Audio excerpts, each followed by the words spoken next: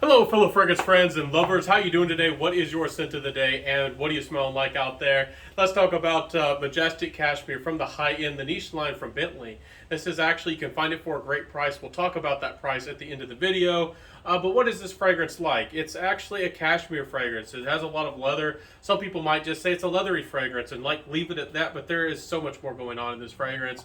There's leather, there's tonka, and there's patchouli. To me, there's a lot of this benzoiney, musky element, and this musky fullness and smoothness is definitely coming from that ambrette. Now, there's also a bit of almost a smoky element coming to my nose from a tonka bean, and it smells almost smoky, but it's very nice, and it's pretty really good. I'm surprised at how much I like this fragrance. There are some woody elements. There's some vetiver that comes through in the dry down. So at first I thought this fragrance might be powdery. I had seen some reviews out there on this fragrance who actually suggested that this was very unisex or possibly even feminine leaning. And I was a bit afraid of this fragrance, but I'm happy that I went for it and risked the purchase because the vetiver, I'm happy to say that the leathery nuances and the vetiver and those slightly smoky elements, just a little bit. It's not a smoky fragrance or a smoke bomb, but there's a little bit of intrigue in the background that really saves this fragrance for me. Is it very unisex, genderless? Could anybody wear this? Absolutely. Anybody can wear this fragrance. But for me, happy to say that I can wear this one and it's going to stay in the collection. Probably my favorite Bentley so far, and that's saying something. I really like this one. So again, the cashmere is more of a suede than a leather. It's a little bit more textural, a little bit more fuzzy. It's not dense, it's not too rugged. I have some sprayed on my arm here, but let me show you all the sprayer. Pretty good sprayer. Refresh my nose. There is again a little bit of that dry woody element, and this one takes a little bit of time to develop. So if you spray it and you immediately put your your arm to your I mean your nose to your arm, you might think that this is terribly woody, and you might not think it's going to be a little bit exciting. But the sweetness does come through a little bit. Again, patchouli is very sensual, and I love how the patchouli comes through in this fragrance. Being kind of smooth in a way, more smooth than I'm accustomed to patchouli being. And instead of punching through with the patchouli, it's a little bit more supportive in this fragrance than I was expecting. I really like that, and I don't know if it's my nose and my interpretation, but I think Bentley has a solid grasp on what patchouli can do in a fragrance and how to use patchouli very well in fragrances. And for me personally, that's been one of their strong suits. Whenever Bentley puts out a fragrance that has patchouli in it, they usually know what they're doing. They're pretty darn good at it.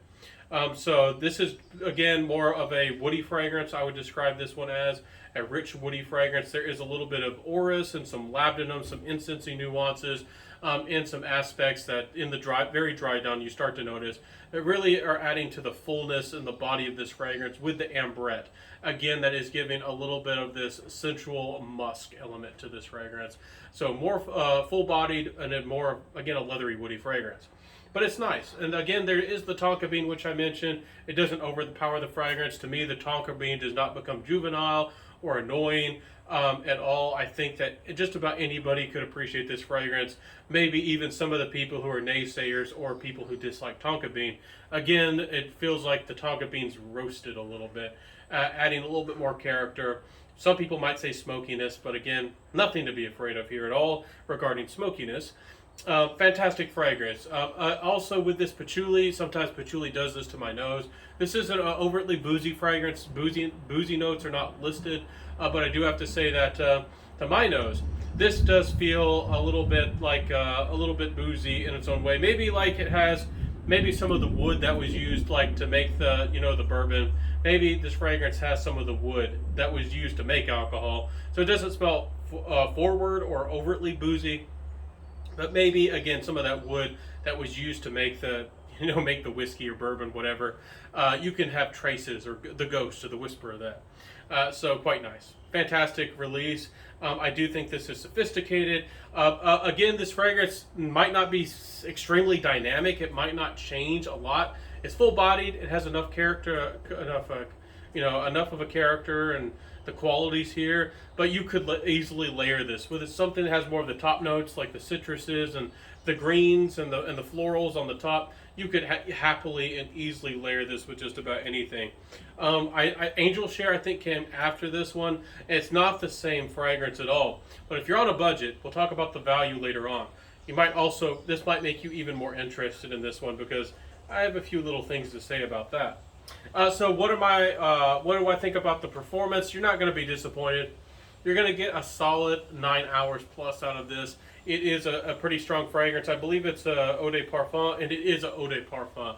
So you're not going to be disappointed. 9+ hours. Again, this is one that I would, I'm not going to tell you exactly how to wear it. Wear whatever you want. Put as many sprays of something on as much as you want on. But this is a fragrance to me that's a little bit tantalizing, a little bit brooding, and would work in your favor. Not to spray 20 sprays like some people recommend. That's never a good idea, really, with almost any fragrance, unless it's an eau de cologne, something that's essential oils of lemon or something like that. Don't go super heavy on the trigger, and I think that'll work on your favor with this one for sure. So great fragrance, happy with the performance. 9 hours is great. Above average projection and above average sillage. Is it a beast? Is it extremely strong? No, it's a little bit more subdued, but again, there's a little bit of a density, and I love that with a fragrance. It's actually one of my favorite things.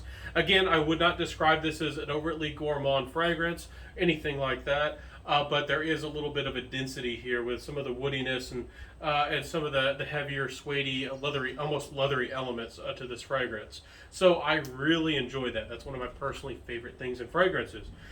So getting into my final thoughts with the price, you can get this. Again, this is a boutique fragrance. It's usually very expensive, but you can get it for about $80. Full retail, it's about $200. So I think that's a screaming deal. That if this one does pop out, sometimes it does sell out, and sometimes you have to wait for the deal, and you don't know when or if this one's going to come back in stock. I'm happy that I actually eventually went for it. Again, anybody could wear this. A confident lady could pull this one off. But this is not a feminine fragrance, as some people say or have suggested, and it's not, in my opinion, a difficult fragrance to wear. It's not. I actually would say this is more on the masculine side than the feminine, and maybe it's my skin chemistry. I can smell this from the sprayer, and it does almost feel a little bit more powdery and almost irisy, but almost maybe Dior Homme-ish. But on my skin, and I've tested it with other people as well, this becomes more of its own fragrance.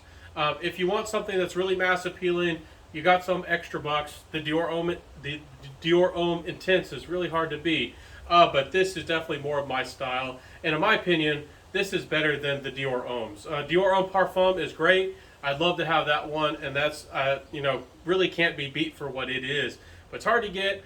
Hard to source, and I don't want to pay the markup. I think they're charging too much money for it. So for $80, this is my Dior Homme killer, and I say that with confidence. I am happy that I have this, and I'm happy that it does what it does. Again, I compared it to Angel Share. Again, the booziness does come out a little bit, almost. The leathery, the suedey, the musky elements, it might remind you of that.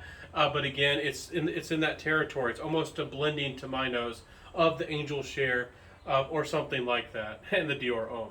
So surprisingly good juice. I do recommend you get your nose on this one if you are a fan of rich, full-bodied, almost boozy, woody fragrances, leathery fragrances. I think you're going to like this one. Again, it's wearable. Great. It would be great for a date. It'd be going out great for out and about. This one's going to work in your favor. I'm pretty confident about that. So happy that I have this one in the collection. Don't have enough boozy fragrances. I love booziness. Always looking for my next good boozy fragrance. And again, I think the value is outstanding. $80. If you're looking for that sophisticated, almost kind of fragrance, woody, elegant, refined, gentleman's club perhaps kind of fragrance, it doesn't get much better than this for $80. There's nothing really else out there for this price range. For the value for the money. $80. I think it's worth it. Even though it's more than a cheapie, that's more than 20, 30, 40 bucks. It's 80, and again, remember that this costs 200 bucks, 200 Smuckaroos at the boutique. So 80 versus 200, that's quite the deal. Get compared to something 30, 40, 50 when it originally cost 80, 90 dollars. So Anyways, hope that you enjoyed my review today of this beautiful fragrance. If you did like what you heard, what you saw, you'd like exploring the world of fragrances, learning about fragrances and smelling incredible and smelling amazing out there, make sure that you like, comment, subscribe, and come back for my more content and more fragrance reviews. I upload Mondays, Wednesdays, and Fridays for y'all, so you can learn about the world of fragrance and just have a great time and maybe find your next masterpiece fragrance. So I'll see you again. Please do that for me, and we'll see each other in the next review. Wear what you love, my friends. Wear what you love. Find those fragrances that you love. That's what my channel is all about. So I'll see you in the next review, everybody. Have a good day. Have a great time. Smell amazing out there. And I'll see you soon. So have a great day, everybody. Peace out and bye.